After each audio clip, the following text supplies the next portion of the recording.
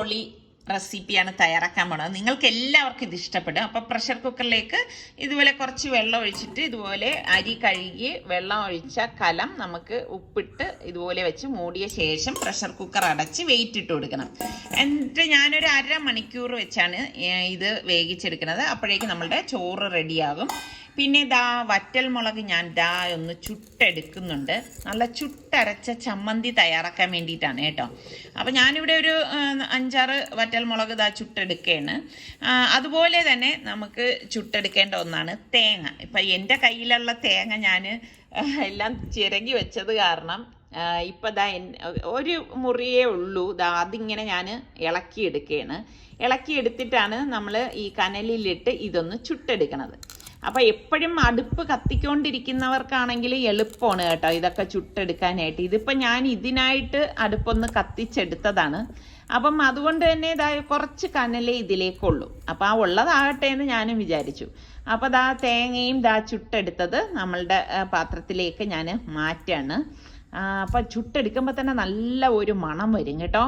പിന്നെ നമുക്കിതിലേക്ക് പുളി വേണം, ഉപ്പിലിട്ട നെല്ലിക്ക വേണം, ഒരു ചെറിയ പീസ് ഇഞ്ചി, ചെറിയ ഉള്ളി, പിന്നെ ചില്ലി ഫ്ലേക്സ്, കറിവേപ്പില, പച്ചമുളക്. ഇത്രയാണ് ഞാനിവിടെ എടുത്തിരിക്കുന്നത്. അപ്പം ഞാൻ ഇന്നിപ്പം അമ്മിക്കല്ലിൽ അരച്ചിട്ടാണ് ചമ്മന്തി തയ്യാറാക്കുന്നത്. അപ്പോൾ ഈ ചുട്ട മുളകും തേങ്ങയൊക്കെ കൂട്ടിയിട്ടുള്ള ചമ്മന്തിക്ക് ഒരു പ്രത്യേക ടേസ്റ്റാണ്. അപ്പം ഞാൻ അമ്മിക്കല്ലിൽ അരച്ചു തുടങ്ങാണ്.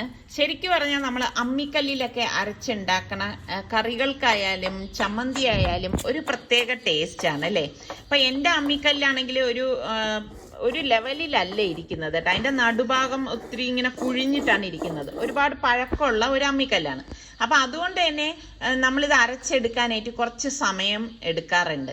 അപ്പോൾ നെല്ലിക്ക ഉപ്പിലിട്ടത് ഞാനൊന്ന് ചതച്ചെടുക്കുകയാണ്. ചതച്ചിട്ട് നമുക്ക് ഇതിൻ്റെ കുരു അങ്ങ് മാറ്റിക്കളയണം. കുരു വെച്ചിട്ട് അരച്ചെടുക്കരുത് കേട്ടോ, എങ്കിൽ ഇതിൻ്റെ ടേസ്റ്റൊക്കെ മാറിപ്പോവും. അപ്പോൾ ഉപ്പിലിട്ട നെല്ലിക്കയ്ക്ക് പകരം നിങ്ങൾക്ക് ഉപ്പിലിട്ട മാങ്ങ കയ്യിലിരിപ്പുണ്ടെങ്കിൽ മാങ്ങയും ഇതുപോലെ ചേർത്ത് അരച്ച് നമുക്ക് ചമ്മന്തിയിൽ ചേർക്കാം. അത് നല്ല ടേസ്റ്റ് ആയിരിക്കും കേട്ടോ. പക്ഷെ നമ്മൾ ഇഞ്ചി ചേർക്കണം. ഇഞ്ചി ചേർത്തിട്ട് എടുക്കണ ചമ്മന്തിക്ക് ഒരു പ്രത്യേക ടേസ്റ്റാണ് കേട്ടോ. അപ്പം ഞാൻ ഈ പുളി ഞാൻ കണ്ടില്ലേ കുറച്ചേ എടുത്തിട്ടുള്ളൂ. കാരണം നെല്ലിക്കയിൽ പുളി ഉള്ളത് കൊണ്ട് പുളി ഓവറാവണ്ട. അപ്പം അതുകൊണ്ട് അതൊക്കെ മിതമായിട്ടേ എടുത്തിട്ടുള്ളൂ. അപ്പോൾ തേങ്ങ ഒന്ന് ആദ്യം ചതച്ചു കൊടുക്കണം. ചതച്ചിട്ട് നമ്മൾ ഇതൊന്ന് അരയ്ക്കുമ്പോൾ എളുപ്പമായിരിക്കും കേട്ടോ. അപ്പം ഞാൻ അരച്ചോണ്ടിരിക്കുകയാണ്. ഞാൻ പറഞ്ഞില്ലേ എനിക്കിങ്ങനെ അരയ്ക്കാനൊന്നും ഒരുപാട് വശമുള്ള ആളൊന്നുമല്ല ഞാൻ. എനിക്ക് നിങ്ങളിപ്പം നല്ലോണം അമ്മിയിൽ അരയ്ക്കുന്നവരാണെങ്കിൽ എടുക്കുന്നതിൽ നിന്നും കുറച്ച് കൂടുതൽ സമയം എടുക്കും ഞാൻ അരച്ചെടുക്കാൻ കേട്ടോ. അപ്പം നമ്മളാൽ കഴിയുന്ന രീതിയിൽ എന്തായാലും ഞാൻ ട്രൈ ചെയ്ത് നോക്കാറുണ്ട്. എനിക്ക് ഭയങ്കര ഇഷ്ടമുള്ള ഒരു സംഭവമാണിത്. അപ്പം ബാക്കി തേങ്ങയും കൂടി ഞാൻ ഇതിലേക്ക് ഇട്ടിട്ട് തേങ്ങയും കറിവേപ്പിലയൊക്കെ ഇട്ടിട്ട് ഞാനിത് അരച്ചെടുക്കുകയാണ് കേട്ടോ. അപ്പം ഞാൻ പറഞ്ഞില്ലേ എൻ്റെ കയ്യിലുള്ള തേങ്ങയെല്ലാം ഞാൻ ചിരകി വെച്ചുപോയി. അപ്പം അത് കാരണമാണ് എനിക്ക് ഫുള്ള് തേങ്ങ അങ്ങനെ ചുട്ടെടുക്കാൻ പറ്റാതായിപ്പോയത്. അപ്പം നമുക്കിതിലേക്ക് പാകത്തിനുള്ള ഉപ്പ് ഞാൻ ഈ ഒരു സമയത്താണ് ചേർത്ത് കൊടുത്തത്. എന്നിട്ട് വീണ്ടും നന്നായിട്ടൊന്ന് അരച്ചെടുക്കാം. എനിക്ക് ഭയങ്കര പണ്ടേ ഉള്ള ഒരു ഇഷ്ടമായിരുന്നു കേട്ടോ ഇങ്ങനെ ഈ നമ്മൾ അമ്മിക്കല്ലിലൊക്കെ അരച്ചുണ്ടാക്കുന്നതും അതുപോലെ തന്നെ അടുപ്പിൽ ഓരോന്നും പാചകം ചെയ്യുന്നതും ഒക്കെ. അപ്പം പച്ചമുളക് 2 എടുത്തത് ഒന്ന് ചതച്ചെടുക്കുകയാണ്. അതങ്ങ് അരച്ച് ചേർക്കണ്ട കേട്ടോ, ഇതുപോലെ ഒന്ന് ചതച്ച് എടുത്താൽ മതി. അപ്പം നമ്മൾ ഈ ചമ്മന്തി എടുക്കുമ്പോഴേക്ക് ഈ പച്ചമുളക് അവിടെ കാണുമല്ലോ, അതൊരു പ്രത്യേക ടേസ്റ്റാണ്. അപ്പം നമ്മളുടെ ചമ്മന്തിയൊക്കെ അരഞ്ഞു വന്നിട്ടുണ്ട്. അപ്പം ഇത്രയേ ഉള്ളൂ സംഭവം. അപ്പം നിങ്ങൾക്ക് ഇതുപോലെ അമ്മിക്കല്ലിൽ ചമ്മന്തി അരച്ച് കഴിക്കാൻ ഇഷ്ടമുള്ള എത്ര പേരുണ്ട്? ഇതിനൊരു പ്രത്യേക ടേസ്റ്റ് തന്നെയാണ് കേട്ടോ. അത് പറഞ്ഞറിയിക്കാൻ പറ്റത്തില്ല ഇതിൻ്റെ ഒരു രുചി എന്തെന്ന് പറഞ്ഞാൽ. നമ്മൾ എത്ര മിക്സിയിൽ തയ്യാറാക്കിയാലും ഈ ഒരു ടേസ്റ്റ് കിട്ടുമെന്ന് എനിക്ക് തോന്നുന്നില്ല കേട്ടോ. അപ്പം ചിലർ പറയും ഇതുപോലെ അമ്മിക്കല്ലിൽ അരച്ചതിൽ ചോറ് ഇട്ട് വിരവി കഴിച്ചാൽ നല്ല ടേസ്റ്റാണെന്ന്. പക്ഷേ എൻ്റെ ചോറ് അടുപ്പത്തിരിക്കുന്നതേ ഉള്ളൂ. അതുകൊണ്ട് ഇപ്പം അതിലിപ്പോൾ വിരവി കഴിക്കാൻ പറ്റത്തില്ല. ഇപ്പം ചോറ് റെഡിയായതേ ഉള്ളൂ. അപ്പം ചോറ് റെഡിയായപ്പോൾ ഞാൻ ഊറ്റിയെടുക്കുകയാണ് കേട്ടോ. അപ്പം ഈ ചോറുണ്ടാക്കുന്നതിൻ്റെ വീഡിയോ ഒരുപാട് പേര് എപ്പോഴും ചോദിക്കുന്നുണ്ടായിരുന്നു. അപ്പം ഞാനിപ്പോൾ വീണ്ടും കാണിച്ചിരിക്കുകയാണ് കേട്ടോ. അപ്പം നമ്മളുടെ ഇന്നത്തെ റെസിപ്പിയിലെ അടുത്ത വിഭവം തയ്യാറാക്കാൻ വേണ്ടി കൊച്ചുള്ളിയും സവാളയും ഇഞ്ചിയും ഞാൻ വെള്ളത്തിലേക്ക് ഇട്ടിട്ടുണ്ട്. അപ്പോൾ ഈ കൊച്ചുള്ളിയൊക്കെ ഉണങ്ങിപ്പോയി കഴിഞ്ഞാലുണ്ടല്ലോ, നമ്മൾ ഇതുപോലെ വെള്ളത്തിൽ ഇട്ടിട്ട് ഇതുപോലെ അതിൻ്റെ തോല് കളയുകയാണെങ്കിൽ എളുപ്പം നമുക്കത് ക്ലീൻ ചെയ്തെടുക്കാൻ പറ്റും കേട്ടോ. അപ്പൊ ഞാൻ ഇനിയിപ്പോൾ വളച്ചുകെട്ടൊന്നും ഇല്ലാതെ പറയാം. ഇന്നിപ്പം നമ്മൾ ഉണ്ടാക്കാൻ പോണത് പൊതിച്ചോറാണ് കേട്ടോ.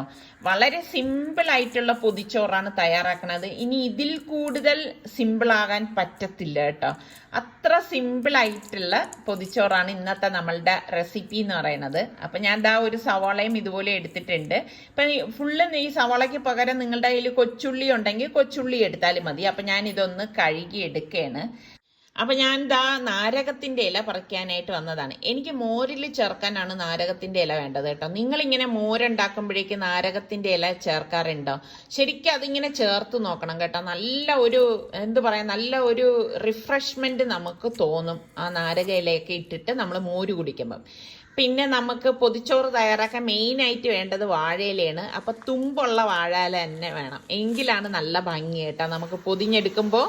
അപ്പം നമ്മളിപ്പം 4 പേരല്ലേ ഉള്ളൂ. അപ്പം സാധാരണ ഞാനിങ്ങനെ വാഴയില പറിക്കാൻ വന്നു കഴിഞ്ഞാൽ ഈ കാറ്റടിച്ച ഇലയെല്ലാം കീറിപ്പോയിരിക്കുന്ന അവസ്ഥയാണ് കാണുന്നത്. ഇന്നിപ്പോൾ എന്തോ എനിക്ക് 4 ഇലയും ഇതുപോലെ തന്നെ കീറാത്ത തുമ്പല കിട്ടിയിട്ടുണ്ട്. എനിക്ക് സദ്യ കഴിക്കുമ്പോഴാണെങ്കിലും ഇങ്ങനെ തുമ്പലയിൽ കഴിക്കാനാണ് ഇഷ്ടം കേട്ടോ. നമുക്കിങ്ങനെ ഈ തുമ്പ ഉള്ള വാഴയിലയിൽ കഴിക്കുമ്പം എനിക്ക് ഭയങ്കര ഇഷ്ടമാണ് കേട്ടോ. ഒന്നാമത് വാഴയിലയിൽ എന്ത് ആഹാരം കഴിക്കുമ്പോഴും ഒരു പ്രത്യേക രുചി തന്നെയാണ്. ഈ സമയത്ത് ഞാനിങ്ങനെ വെളിയിലേക്ക് ഇറങ്ങിയപ്പോൾ തന്നെ നല്ല വെയിൽ ഇങ്ങനെ അടിച്ചിട്ട് ഒരു പ്രത്യേക ഒരു സുഖം തോന്നുന്നുണ്ട്. അപ്പൊ ഞാൻ നമ്മളുടെ നാരകത്തിന്റെ ഇല കഴുകി എടുത്തിട്ട് ഇതുപോലെ ഒരു മൺകുടുക്കയാണ് എടുത്തിരിക്കുന്നത്. മൺകുടുക്കയിൽ ഞാൻ ഇട്ട് കൊടുക്കാണ്. നമ്മള് ഈ ഒരു പഴമ ഉണ്ടാക്കുമ്പം എന്ത് കാര്യവും ആ ഒരു പഴമയിൽ തന്നെ ഉണ്ടാക്കുന്നത് അല്ലേ കാഴ്ചയ്ക്കും ഭംഗി, കഴിക്കുമ്പോഴായാലും അങ്ങനെ ഒരു ഫീല് നമുക്ക് കിട്ടും കേട്ടോ.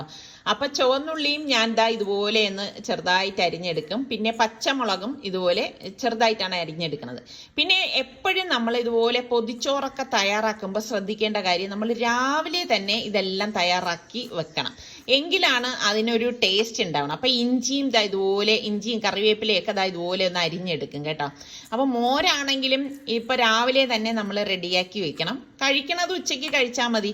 അപ്പം അരിഞ്ഞു വെച്ചിരിക്കുന്നതെല്ലാം ഞാൻ ഈ കുടുക്കയിൽ ഇട്ടിട്ടുണ്ട്. എന്നിട്ട് തൈര് ഉടച്ചത് ഞാൻ ഇതിലേക്ക് ഇട്ടിട്ട് ഒന്ന് ഇളക്കി കൊടുക്കുകയാണ്. ഇതിലേക്ക് നമുക്ക് പാകത്തിനുള്ള ഉപ്പും കൂടി ഇട്ട് കൊടുക്കണം കേട്ടോ.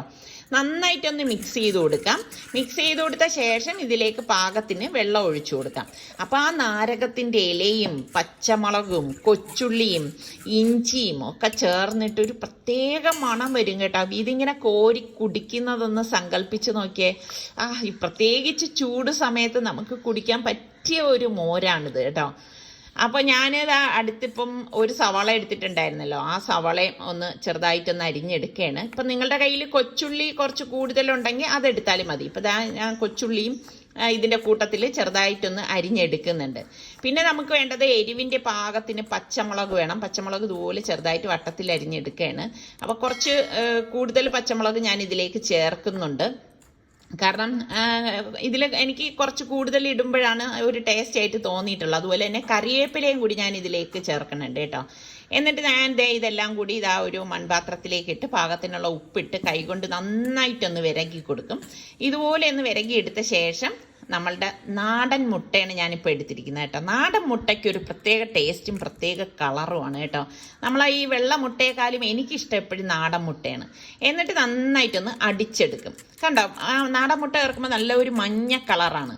അപ്പം നമ്മളുടെ ഇല ഞാനൊന്ന് വാട്ടിയെടുക്കുകയാണ്. വാട്ടിക്കഴിഞ്ഞാൽ പിന്നെ പേടിക്കേണ്ട, ഇല കീറുന്നൊന്നും. വാട്ടിയെടുക്കുമ്പോൾ തന്നെ ഇലയ്ക്ക് എന്തോ ഒരു മണമാണ്. അപ്പം ഈ കട്ട് ചെയ്ത് വെച്ചിരിക്കുന്ന വാഴയിലെല്ലാം ഇതുപോലെ വാട്ടിയെടുക്കണം കേട്ടോ. നമ്മൾ ഈ സ്കൂളിലൊക്കെ പോകുമ്പോഴാണ് സാധാരണ ഇങ്ങനെ പൊതിച്ചോറൊക്കെ കൊണ്ടുപോകുന്നത് അല്ലേ. എനിക്ക് ഭയങ്കര ഇഷ്ടമുള്ള ഒരു സംഭവമാണ് കേട്ടോ. അപ്പം ഞാൻ പാനിലേക്ക് വെളിച്ചെണ്ണയാണ് ഒഴിച്ചിരിക്കുന്നത്. ഇതിലേക്ക് നമ്മൾ അടിച്ച മുട്ട ഇതുപോലെ ഒഴിച്ചു കൊടുക്കും. മുട്ടയിൽ ഉപ്പിടാൻ പ്രത്യേകം ശ്രദ്ധിക്കണം കേട്ടോ. എന്നിട്ട് ഇതുപോലെ ഒഴിച്ചിട്ട് നമ്മൾ ഇത് പൊരിച്ചെടുക്കുകയാണ് ചെയ്യുന്നത്. ഓവറായിട്ട് ഇത് ഡ്രൈ ആയിട്ട് പൊരിച്ചെടുക്കരുത് കേട്ടോ. ഇതിനൊരു പരുവുണ്ട്, ആ ഒരു പരുവത്തിന് തന്നെ ഇത് പൊരിച്ചെടുക്കണം, എങ്കിലാണ് അതിനെ കഴിക്കുമ്പോൾ നല്ല ടേസ്റ്റ് ഉണ്ടാവുന്നത്. കരിഞ്ഞു പോവുകയും ചെയ്യരുത്, അത് പ്രത്യേകം ശ്രദ്ധിച്ചേക്കണം. അപ്പോൾ മുട്ട ഞാനിവിടെ പൊരിച്ചെടുത്തിട്ടുണ്ട്. അടുത്ത മുട്ടയും ഇതുപോലെ എണ്ണ ഒഴിച്ച് നമുക്ക് പൊരിച്ചെടുക്കാം. അപ്പോൾ നമുക്ക് വേണ്ട എത്രയാണോ അത്രയും മുട്ട ഇതുപോലെ റെഡിയാക്കി വെക്കണം. അപ്പം ഇനി നമുക്ക് എങ്ങനെയാണ് പൊതി തയ്യാറാക്കുന്നതെന്ന് നോക്കാം. അപ്പോൾ ചോറൊക്കെ ഞാനിവിടെ കൊണ്ടുവന്ന് വെച്ചിട്ടുണ്ട്. അപ്പം വാട്ടിയ ഇലയിലേക്ക് ചോറ്, നമുക്ക് ആവശ്യത്തിനുള്ള ചോറിട്ട് കൊടുക്കാം. ഈ ചമ്മന്തി ഇതുപോലെ ഒന്ന് ചെറുതായിട്ട് ഉരുട്ടിയെടുക്കണം. ആ ഉരുട്ടിയ ചമ്മന്തി ഇതുപോലെ സൈഡിലേക്കൊന്ന് വെച്ച് കൊടുക്കണം. കണ്ണിമാങ്ങ അച്ചാറാണ് ഞാനിവിടെ വെച്ച് കൊടുത്തിരിക്കുന്നത്.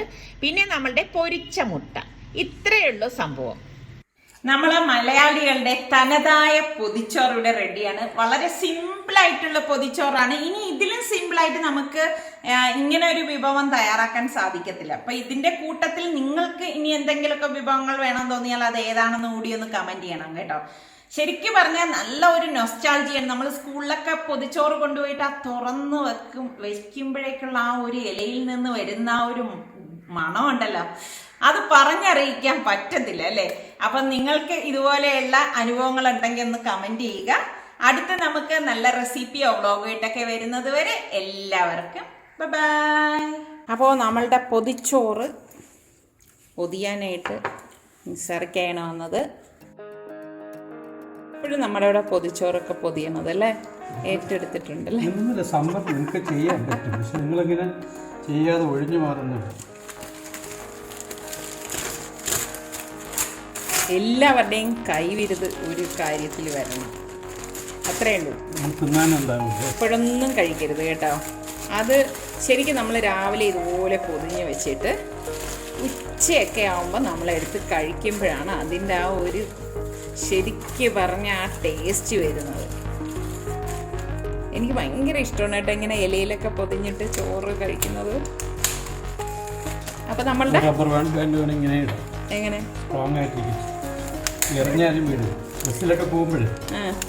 അപ്പൊ നമ്മളുടെ പൊതിച്ചോറ് റെഡിയാണ്. പറഞ്ഞപ്പോഴാണ് ഈ പണ്ടത്തെ പെൺപിള്ളേർ ഇങ്ങനെ ബസ്സിൽ ബുക്കിന്റെ കൂടെ ഇങ്ങനെ ചേർത്ത് പിടിക്കുമല്ലേ പൊതിച്ചോറ്, അങ്ങനെയല്ലേ. അപ്പൊ രാവിലെ തന്നെ ഞാൻ പൊതിച്ചോറെല്ലാം റെഡിയാക്കി വെച്ചിട്ടുണ്ട്, മോരും തയ്യാറാക്കിയിട്ടുണ്ട്. ഇനി ഞങ്ങൾ ഉച്ചയ്ക്ക് കഴിക്കത്തുള്ളൂ.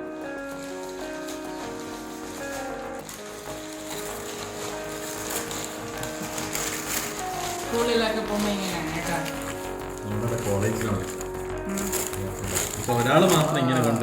നല്ല മണം വരാണ്ട്. എപ്പോഴും നമ്മൾ പൊതിച്ചോറ് ഉണ്ടാക്കിയിട്ട് ഇതുപോലെ ഉണ്ടാക്കി വെച്ചിട്ട് കുറേ കഴിഞ്ഞിട്ട് കഴിക്കാം കേട്ടോ. അപ്പൊ ഇതിനു മുൻപ് ഞാൻ പൊതിച്ചോറ് ഉണ്ടാക്കിയതിൻ്റെയൊക്കെ വീഡിയോ പോസ്റ്റ് ചെയ്തിട്ടുണ്ടായിരുന്നു. അതിന്റെ ലിങ്ക് ഞാൻ പിൻഡ് കമന്റ് ആയിട്ട് കൊടുക്കാം. അപ്പൊ അതിൽ നിന്നും വ്യത്യസ്തമായിട്ട് വളരെ സിമ്പിൾ ആയിട്ടുള്ള ഒരു പൊതിച്ചോറാണിത്. ഇതിനേക്കാളും ഇനി സിമ്പിളാക്കി പൊതിച്ചോറ് തയ്യാറാക്കാൻ പറ്റുമോ എന്ന് എനിക്കറിയത്തില്ല. അപ്പൊ ഇന്നത്തെ നമ്മളുടെ ഈ ഒരു പൊതിച്ചോറ് എപ്പിസോഡ് നിങ്ങൾക്ക് എല്ലാവർക്കും ഇഷ്ടമായെന്ന് വിശ്വസിക്കുന്നു. സബ്സ്ക്രൈബ് ചെയ്യാതെ കാണുന്ന ആരെങ്കിലും ഒക്കെ ഉണ്ടെങ്കിൽ നിങ്ങൾക്ക് നമ്മളുടെ ചാനൽ ഇഷ്ടപ്പെട്ടാൽ സബ്സ്ക്രൈബ് ചെയ്യാനും ആ ബെല്ലൈക്കൺ പ്രസ് ചെയ്യാനും ഒന്നും മറന്നു വരുതേ. എങ്കിൽ മാത്രമേ നിങ്ങൾക്ക് നോട്ടിഫിക്കേഷൻ കിട്ടുകയുള്ളൂ. അപ്പൊ അടുത്ത നല്ല റെസിപ്പിയോ വ്ളോഗോ ആയിട്ടൊക്കെ കാണാം. അതുവരയ്ക്കും എല്ലാവർക്കും ഒരിക്കൽ കൂടി ബൈ.